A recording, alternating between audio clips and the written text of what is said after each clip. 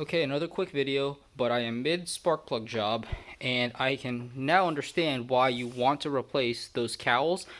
And if you look back at my video library, you will see me replacing those cowls and taping these guys with gold tape.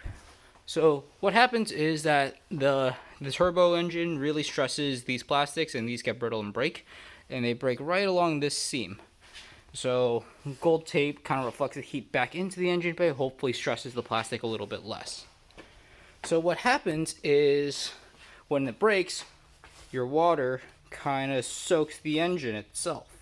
And as you can see, 1, 2, 3, 4, 5, and 6. So 5 and 6 definitely saw a lot of water because these heat shields are rusted to oblivion. So what happens is this guy is your middle piece. Sits right here. When this piece breaks right at this seam right here, this middle guy doesn't really get supported as well because this stuff also breaks.